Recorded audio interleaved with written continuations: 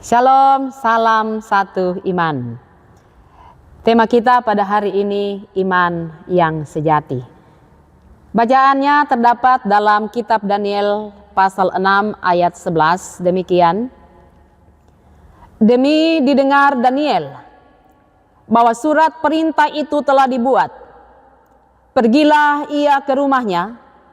Dalam kamar atasnya ada tingkap-tingkap yang terbuka ke arah Yerusalem. 3 kali sehari ia berlutut, berdoa, serta memuji Allahnya seperti yang biasa dilakukannya.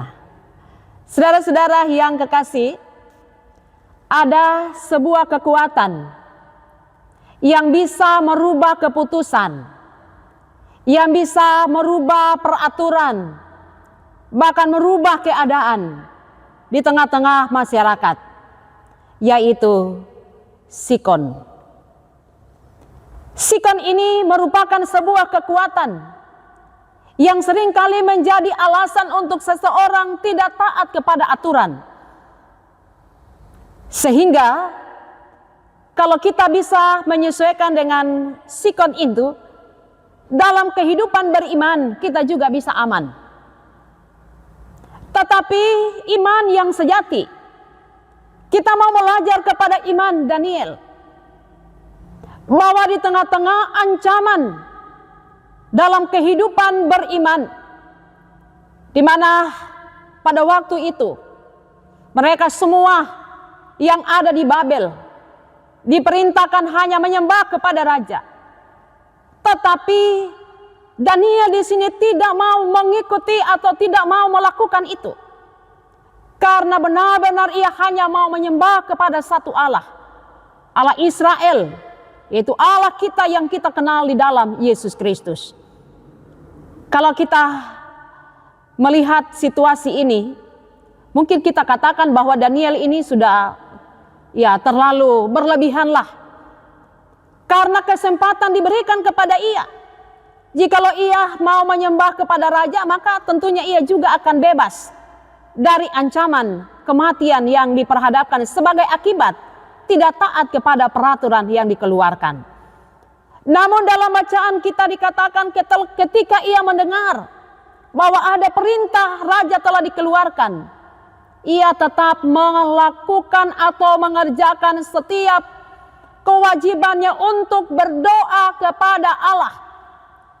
Artinya bahwa situasi atau kondisi pada waktu itu tidak merubah iman percayanya kepada Tuhan.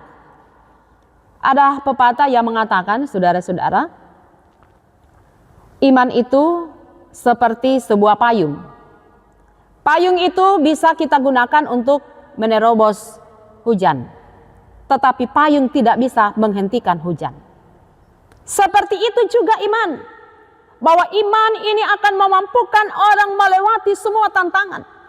Tetapi bukan berarti iman itu akan menghentikan masalah atau tantangan di dalam kehidupan kita. Sehingga kita perlu belajar dari Daniel. Karena untuk memiliki iman yang sejati, itu tidaklah mudah. Kita akan diperhadapkan dengan berbagai risiko seperti yang disampaikan kepada Daniel. Bahwa ia akan mengalami sebuah hukuman jikalau ia tidak taat. Tetapi kembali lagi, Tuhan akan memberikan jalan keluar. Tuhan akan memberikan kemampuan. Tuhan sendirilah yang akan menjadi pembela di tengah-tengah tantangan kehidupan beriman. Jikalau kita selalu mengutamakan dan mengandalkan Tuhan di dalam segala situasi.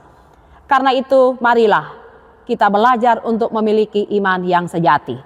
Tuhan akan menguatkan dan meneguhkan hati kita, agar kita mampu berdiri di tengah tantangan, sekalipun itu ancaman, tetapi kita akan berpegang kepada iman kepada Tuhan.